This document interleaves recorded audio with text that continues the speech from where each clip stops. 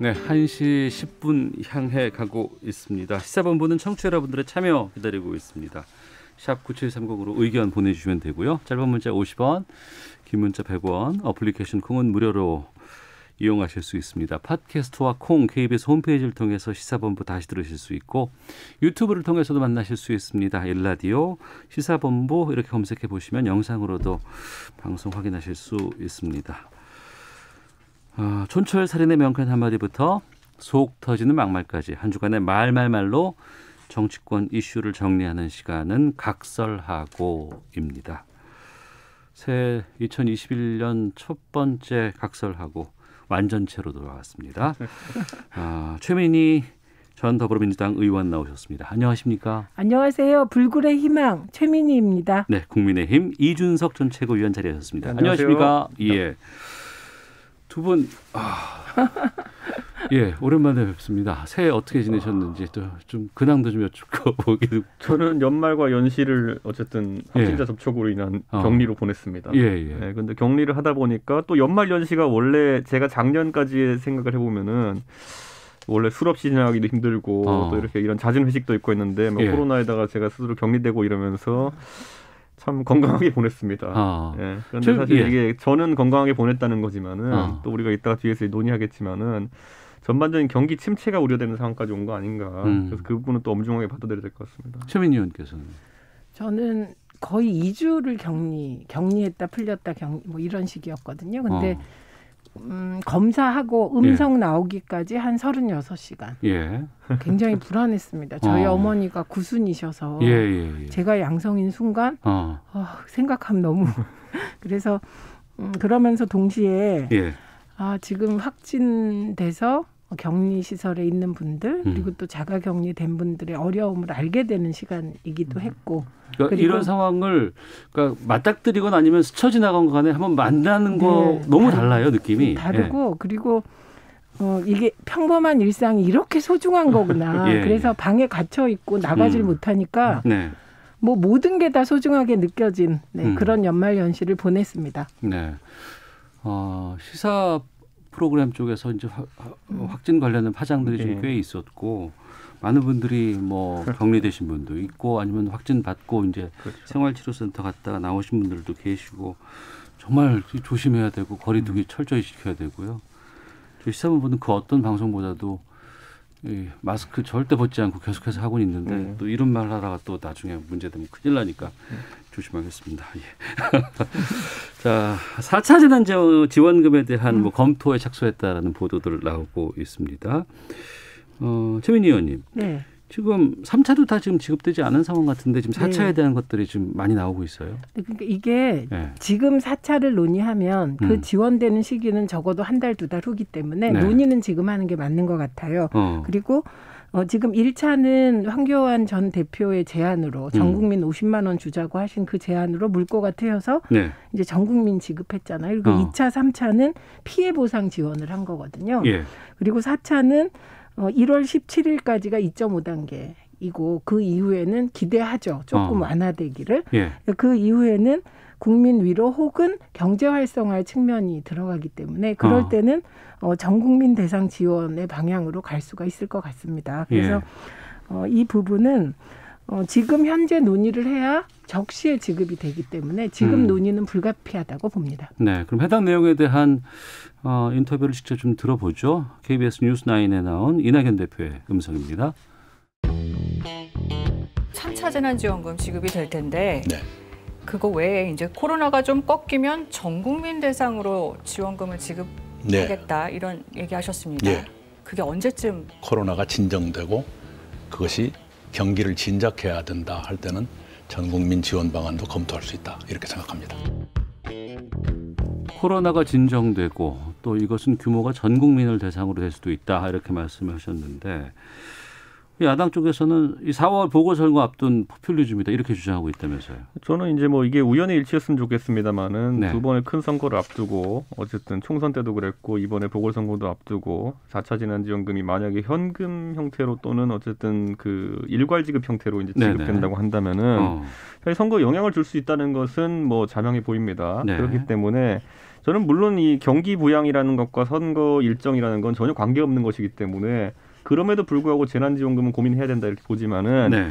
다만 저는 이게 있습니다. 지금까지 저희가 그 재난지원금을 일괄 지급 방식도 지급해보고 그리고 핀셋 지원 방식도 해봤는데 저희가 봤을 때는 일괄 지급 방식이 그럼 소비 진작 효과가 그렇게 큰가? 네. 여러 차례 이에 대한 효과를 분석하는 토론도 있었지만은 그렇게 크지 않다는 것이 KDI의 연구 결과였거든요. 네. 그렇기 때문에 저는 지난번에 한 토론에서 원희룡 지사께서도 한번 지적을 하셨는데 예를 들어 소비 진작이라는 건 결국에는 사람들이 나가서 돈을 써야 되는 것인데 네. 지금 업종 중에 가장 어려운 업종은 영업 제한 또는 영업 정지를 당한 업종들입니다. 그렇다면 거기에는 가서 돈을 쓰고 싶어도 쓸 수 없는 것이 아니냐. 그렇다면 우리가 솔직하게 가장 어려운 분들에게 좀 그 재난지원금 같은 것들을 몰아주는 것이 낫지 않겠느냐. 이거는 정치적 판단을 해야 되는 지점이 예. 이게 각종 여론조사에서 뭐 대중 다수에게 물어보면은 나도 힘들어요라는 말이 나올 수밖에 없습니다. 예. 그렇기 때문에 나도 주세요라는 말이 다 나오거든요. 그런데 거꾸로 우리가 결국에는 사회복지라든지 아니면 정부 정책의 목표라는 것이 가장 취약한 사람들에 대한 혜택이 가게 하는 것에 있다라고 본다면은 저는 가장 피해 입은 업종부터 선별 지원하는 게 맞다 이렇게 봅니다. 결국에는 보편 선별의 논란으로 다시 돌아가는 거 아닌가 싶은 생각이 드는데요. 근데 저는 늘 이걸 놓고 그런 관념적인 논쟁을 하는 건 불필요하다고 생각한다. 선을 긋고 싶고요. 예. 그리고 1차 지원금을 어떤 형태로 지급하느냐가 중요했어요. 그때 현금으로 한 곳이 일부 있고 지역화폐가 있는데 지역화폐 쪽이 조금 더 여러 가지 효과가 나타났고 예. 현금의 경우는 사실 안 쓰이는 경우도 있었거든요. 그래서 이거는 뭐 저는 여야가 이걸 놓고 정치적인 논쟁을 할 일은 아니고 네. 현실에 뭐가 필요한가 답을 찾아주셨으면 좋겠고 저는 만약에 이게 한 번만 지급하고 끝날 거라면 이 논쟁을 심하게 해야 되는데 지금 벌써 4차거든요. 예, 예. 저는 앞으로 5차, 6차가 계속 나올 거라고 봅니다. 그렇기 때문에 이번에는 지금 준비하는 건 전 국민 대상으로 했으면 좋겠다. 네. 그래서 이건 위로의 의미가 있는데 이제 원희룡 지사 지적은 살펴봐야 되죠. 그래서 네. 이낙연 대표가 하신 말씀이 코로나가 어느 정도 진정돼야 가능하다는 전제로 말씀하셨어요. 예, 그러니까 예. 영업 제한되어 있는 곳이 풀려야 그 전 국민 대상으로 뭔가를 저는 뭐 지역화폐가 낮다고 보거든요. 현금은 진짜 안 쓰시는 분들이 있더라고요. 저금하는 분들이. 그래서 그럴 경우는 지역화폐면 좋겠고 네. 그럴 경우 영업 제한이 풀려야 쓸 수 있는 거잖아요. 네, 그런데 네. 단계를 낮췄는데 경제 활성화를 위해서 좀 풀었다. 그랬을 때 방역을 철저하게 지킬 수 있어야 이건 성립되는 거죠. 예. 네. 저는 그리고 이번에 이제 여야 간의 이런 논쟁뿐만 아니라 네. 오늘 바로 직전에 한 12시쯤에 정세균 총리께서도 이재명 지사의 어떤 추가 지원 주장에 대해 가지고 뭐 반박하는 비슷한 입장을 이제 밝히셨거든요. 네. 그 말은 뭐냐면 더 풀자 덜 풀자 이런 어떤 정치적 구호의 논란을 할 때가 아니다라는 취지로 하셨고 지역 화폐냐 아니면은 지난번에 했던 카드 포인트 방식이냐에 대해서도 정세균 총리께서는 꼭 지역 화폐로 해야 될 필요성은 모르겠다. 네. 왜냐하면 지난번에 카드 포인트 방식으로 해도 충분히 소비 활성 목표를 달성할 수 있지 않겠느냐 이런 얘기를 하셨는데 예. 저는 이건 오히려 여당 측에서 아니면 정부 측에서 이런 토론을 하는 것은 긍정적이다 이렇게 네. 봅니다. 왜냐하면 아까 저희가 말씀드렸던 것처럼 야당 입장에서는 당연히 방역에 대한 어떤 예산이나 아니면 경기 활성화에 대한 예산은 저희도 협조하는 모양새지만은 이게 자칫 잘못 변질되어 가지고 선거 때 앞두고 최대한 선심을 쌓는 쪽으로 가게 되면은 그거는 또 민감할 수밖에 없는 사안이거든요. 예. 그렇기 때문에 이런 정 총리께서 어쨌든 이재명 지사의 다소 이제 좀 강한 주장에 대해 가지고 제동을 건다는 거는 야당에서도 환영할 부분이 있습니다. 그리고 청와대에서도 코로나로 인해서 고통받는 정도가 국민들마다 다 다르다. 이 사실을 다 인정하실 것 같아요. 그러니까 예를 들면 전부 다 100% 지급하자. 1차, 2차, 3차, 4차 그런 주장이 없는 것이거든요. 그래서 이걸 이제 그 피해 대상에게만 핀셋으로 지원하거나 전 국민으로 하거나 이 문제는 그 시기의 상태에 따라 달라지는 거기 때문에 이걸 가지고 예를 들면 극단적인 논쟁을 하잖아요. 그렇게 되면 어느 한쪽은 치명상을 입고 어느 한쪽은 정치적인 승리를 하게 되는데 코로나19의 대책을 가지고 그럴 필요는 전혀 없다. 이것이 제 생각이고 그다음에 정세균 총리님 말씀대로 저는 현금은 아니었으면 좋겠다. 왜냐하면 현금은 진짜 저금하시는 걸 봤어요, 제가. 특히 어르신들의 경우 막 쓰실 것 같은데 현금 드리면 저금하시는 경우 봐서 그 현금은 아니고 그게 카드 포인트든지 지역 화폐든지 일정 기간을 두고 다 쓰게 하는 방식. 그게 낫지 않을까 합니다. 예.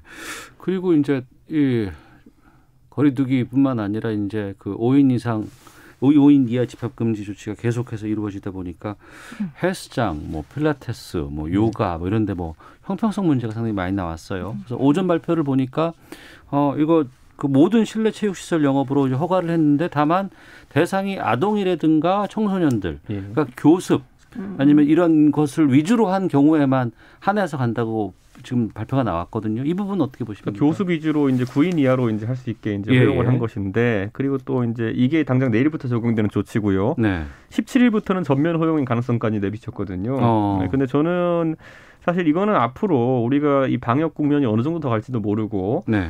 여러 업종에 대한 제한 조치를 할 가능성이 있습니다. 그렇다고 했을 때 이 근거가 많은 국민들이 다수의 국민이 납득할 수 있는 과학의 근거에면은 큰 문제가 없을 것이고 네. 다만 이게 글쎄요, 이번에 이 헬스장 관련해 가지고 또 해제되는 모습을 보면은 사실 헬스장 하시는 분들이 많이 어렵기 때문에 또 강한 목소리 내셨기 때문에 또 그분들한테만 그런 업종 제한 해제가 들어가는 거 아니냐 이렇게 보는 시각이 있을 수도 있어요. 네. 그렇기 때문에 저는 과학에 근거한 기준을 정부가 확립해야 되고 가장 중요한 지점이 전 보상이라 봅니다. 결국 저는 이건 다수의 법률가들도 얘기하지만은 영업 제한 조치, 특히 영업 중단 조치 같은 경우에는 아직까지 우리나라가 이런 것을 광범위하게 겪어보지 못했지만은 분명히 그 손실된 어떤 매상이라든지 이런 것에 대해 가지고 정부가 지원해야 될 아니면 보상해야 될 근거가 필요하다고 합니다. 네. 그렇기 때문에 그런 과정이 입법이 필요하든지 아니면은 뭐 어떤 기준이 필요하다고 한다면은 정부가 그걸 마련하는데 먼저 열중해가지고 그걸 발표하면 예를 들어 작년 매출이 얼마였는데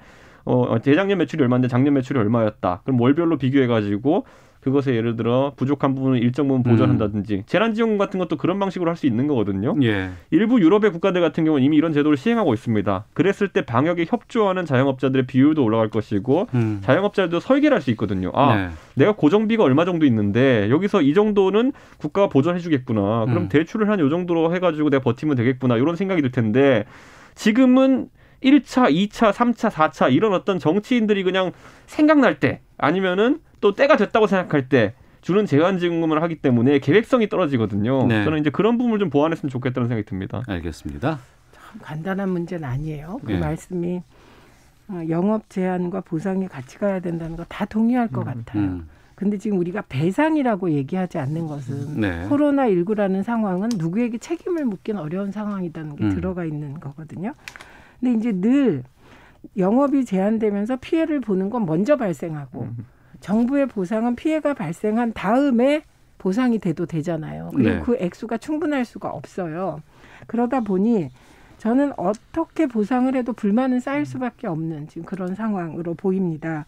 그리고 그렇기 때문에 국회의 논의가 빨라야 되는 거죠. 쓸데없는 정쟁의 시간은 최소화시켜야 된다. 그런 말씀. 그리고 중요한 게 의외로 헬스장이 닫았을 때 이해관계에 걸려 있는 국민들이 많으신 거예요. 이용하는 분들도 굉장히 불편한 거예요. 예. 건강권이 침해됐다고 느끼는 거예요. 그리고 헬스장이 몇 개월을 끊잖아요. 몇 그렇죠. 개월을 끊고 이렇게 되다 보니까 뭐 한 달 단위로 요즘 잘 안 끊더라고요. 네, 한 달 단위가 없다 보니까 이게 더 피해가 크다고 하더라고요. 그래서 그건 이제 섬세한 원칙이 필요하다. 그런 거 뭐 다 동의가 되고요. 그런데 중요한 건 전 이렇게 했으면 좋겠어요.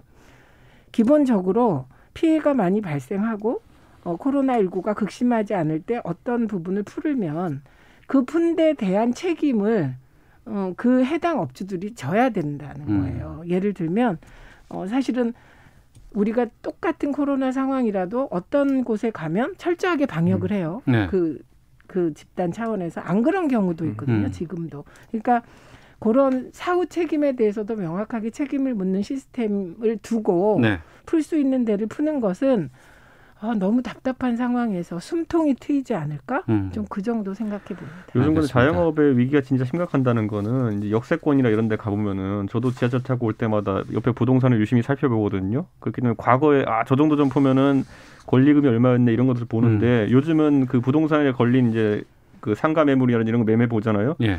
무권리라고 다 적혀 있어요. 무권리. 예, 그러니까 권리금을 받을 수 없는 어떤 매매 형태가 이제 일어나고 있다는 건데 그건 업주들이 빨리 사업을 정리하고 싶다는 얘기밖에 안 되는 거거든요. 그렇겠죠. 저는 이런 걸 보면 굉장히 좀 마음이 아프더라고요. 빨리 대책이 나왔으면 좋겠습니다. 알겠습니다. 자, 그리고 이번엔 국회 쪽으로 좀 가보겠습니다.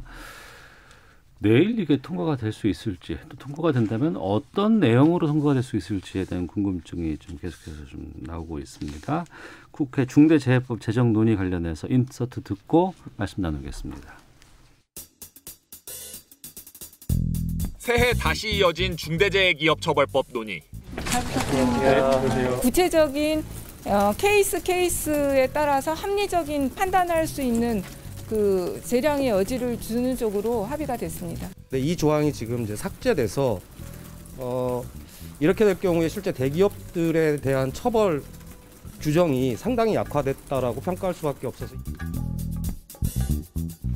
네, 정의당 의원들과 또 여당 백혜련 의원의 목소리 들어보셨습니다. 지금 보니까 중대재해기업처벌법 소위 통과했다는 지금 속보가 지금 올라왔네요. 저희 방송 진행하는 도중에. 국회 법사위 법안 소위를 통과했고 쟁점 조항에 대한 국회 심사 과정에서 여야가 정부와 각계 의견을 받아들이면서 일정 정도 상당한 변화가 있었고 정의당 쪽에서는 후퇴한 법안이라며 반발하고 있다고 하는데 구체적인 내용을 제가 확인할 수는 없습니다만 50인 미만 사업장에 3년 유예 이 내용으로 지금 들어가 있는 것 같습니다. 최민희 의원님 어떻게 보십니까? 후퇴했습니다. 네, 후퇴했고 그럼 이 후퇴가 누군가의 정파적 이익 때문이냐? 그건 아닌 것 같아요. 네. 예를 들면 이 법안이 법안 소위 여야 합의가 이루어졌다는 순간 재계의 반발이 나왔어요. 그러니까 국회란 한쪽 입장이 100% 관철되는 걸 제가 본 적이 없어요. 그래서 국회는 타협의 장이기 때문에 여야가 합의된 거는 누군가는 반발하고 누군가는 불만족스러울 수밖에 없습니다. 네. 그래서 구체적으로 보면 5인 미만 소상공인 제외됐어요. 그리고 상시 근로자, 상시 노동하는 근로자 10인 미만 제외됐고요. 네. 연매출 10억 원 이하 제외됐어요. 그리고 1000제곱미터 미만의 사업장 제외됐어요. 그리고 학교 제외됐어요. 그리고 그 가장 뜨거운 쟁점이었던 게 50인 이하 사업장에 대해서 4년 유예하자. 이게 이제 정부와 여당 입장이었는데 이 부분이 3년으로 조정됐고 그리고 50인에서 100인까지 2년 유예됐어요. 그러니까 이게 100%를 요구했던 전부 다 하자고 요구했던 입장에서는 무더기 맞고요. 후퇴한 거 맞습니다. 그런데 국회라는 데가 정의당이 주장하는 게 100% 된다면 그건 정의당 의석이 300석이어야 되는 거예요.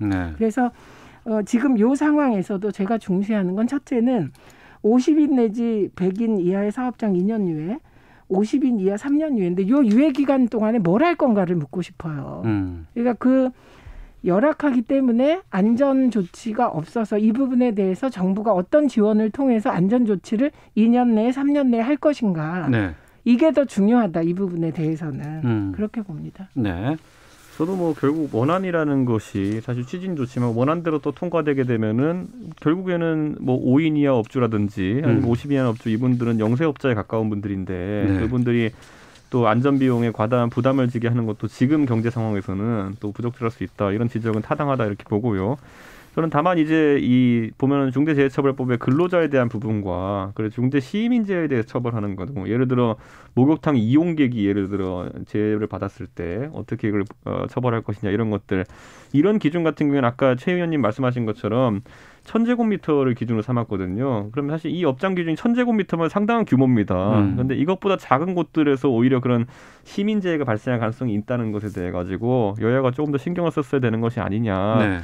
그리고 사실 이거는 결국 중대시민재해 처벌에 대한 부분은 과거에 이제 저희가 2014년 4월 16일 세월호 참사 이후에 결국 그런 어떤 다중이 이용하는 어떤 교통 시설이나 아니면은 시설에서 그런 재해가 발생했을 때 어떻게 처벌하느냐에 대해 가지고 여러 고민 끝에 나온 이 결과거든요. 그렇기 때문에 여야가 이번에 합의 처리한 그런 정신을 바탕으로 후속 입법을 계속 해야 됩니다. 후속 입법을 계속 해야 된다. 아까 최 의원님 말씀하신 것처럼 이것이 어쨌든 하나의 그 지향점을 설정한 건 맞지만은 아까 말했듯이 이게 빨리 정착되려고 하면 해야 될 입법들이 많습니다 지금.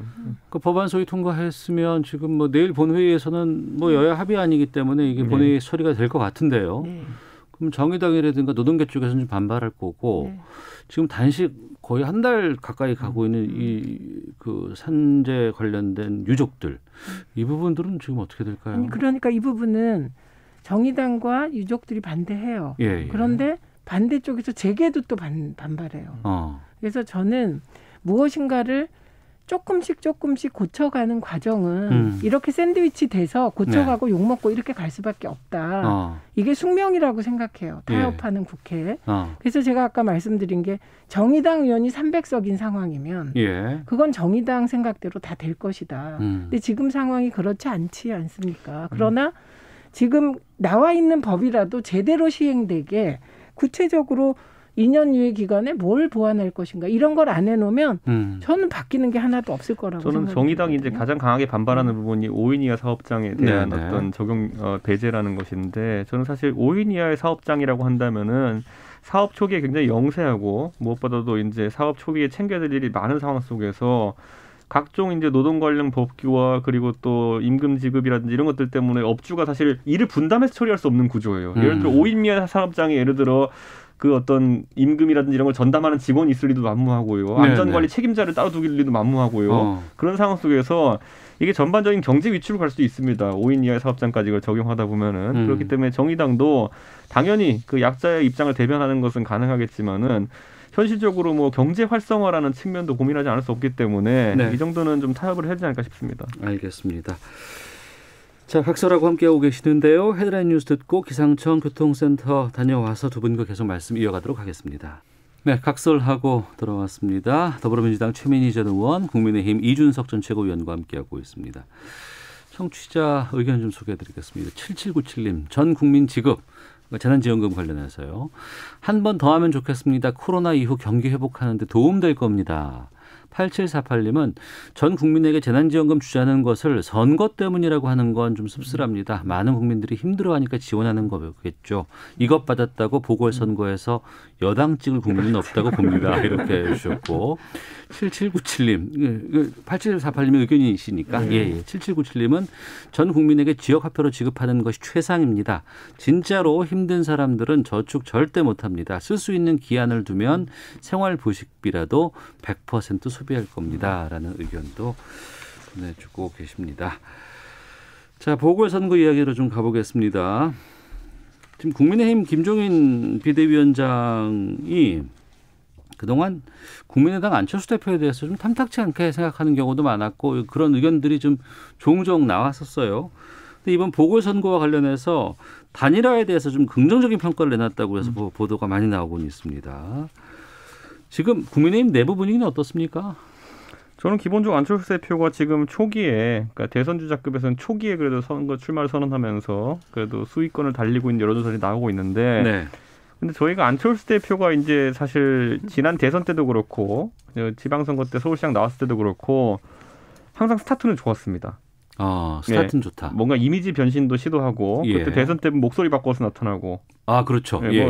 여러 가지 이미지 변신을 시도해서 머리도 짧게 하고 이런 식으로 해서 신선한 느낌을 주면서 이렇게 초기에는 분위기를 잡았는데 그 다음에 약간 하락세를 겪게 되는 계기가 그 당시까지 이제 3번 후보로 나왔기 때문에 그때 포스터도 상당히 신선했었어요. 그렇죠. 그러니까 3번 후보로 나오는 과정 속에서 결국에는 3자 구도가 아니라 양자 구도로 바꾸려고 하는 그런 단일화 과정 속에서 많은 잡음이 나왔거든요.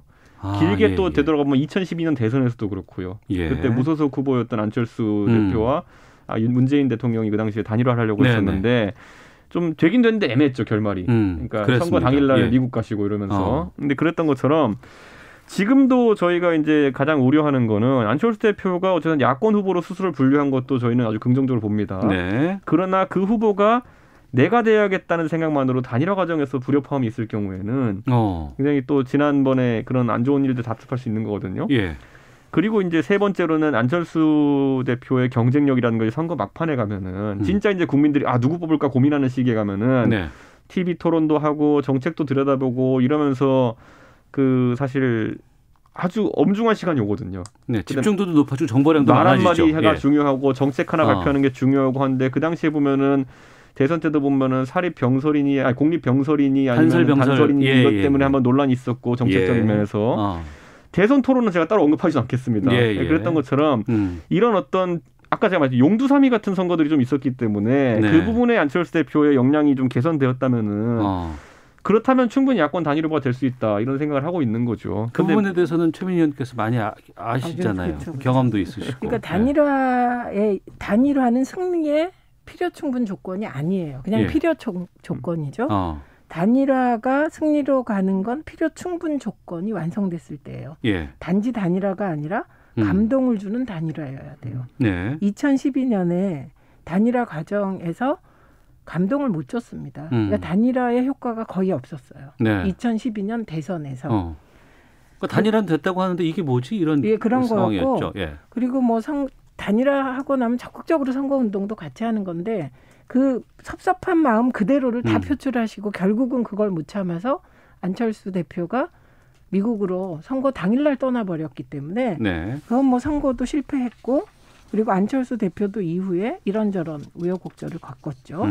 이번에도 제가 민주당 쪽을 좀 취재해 보니까 분위기가 이제 국민의힘도 2012년에 민주당이 얼마나 마음고생을 했는지 알게 되는 과정이 될 거다. 국민의힘도 이제 단일화 과정에서 마음고생이 시작이 됐다. 해보면 얼마나 그게 그 당시에 2012년 민주당이 괴로웠는지 말은 못하고 냉가슴을 앓았는지 알게 될 거다.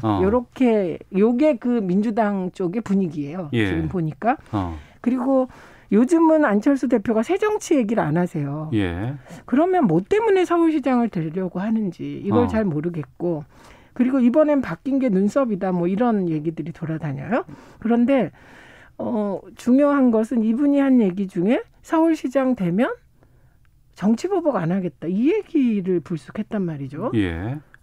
그래서 사람들이 다 의아했죠. 서울시장이 무슨 보복을 할 수 있지? 이렇게. 그러니까 아마도 그 안철수 대표 앞에는 이제 굉장히 어려운 난관이 기다리고 있는데 그건 아마 서울시장 후보 토론이 아닐까 합니다. 룰은 결정됐나요 지금? 저희가 이제 정진석 공천관리위원장이 원래는 저희가 1차, 2차 룰이 있었는데 사실상 안철수 대표의 참여를 권유하는 측면에서 시민 경선 100%로 그냥 다 진행한다라는 이제 입장을 이제 밝혔는데 저는 이게 저희가 이제 사실 정진석 의원님도 계속 자유한국당에만 계셨기 때문에 안철수 대표랑 어떤 접점이 있었던 건 아니거든요. 근데 저 같은 경우에는 또 이제 저희는 바른정당계 같은 경우에는 안철수 대표랑 합당도 한번 해봤고 나중에 손학규 대표랑 싸울 때 안철수 대표가 전혀 돕지 않아가지고 진짜 스트레스 받았던 적도 있고 그렇기 때문에 좀 겪어봤는데 이 소통 과정에 답답함이 좀 있긴 있습니다. 그러니까 의사표시가 아주 명확한 분은 아니거든요. 그러다 보니까 이게 그런데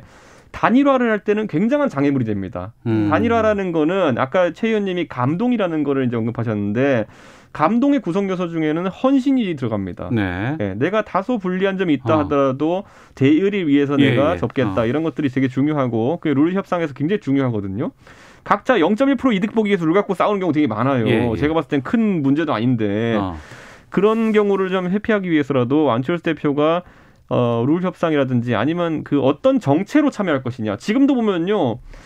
그 입당해서 선거를 치르는 것이 어떻겠냐라는 제안에 대해 가지고 안철수 대표가 뭐 여러 가지 의사가 있을 수 있죠. 거절할 수도 있고 뭐 여러 가지 있는데 표현을 꼭 그렇게 해요.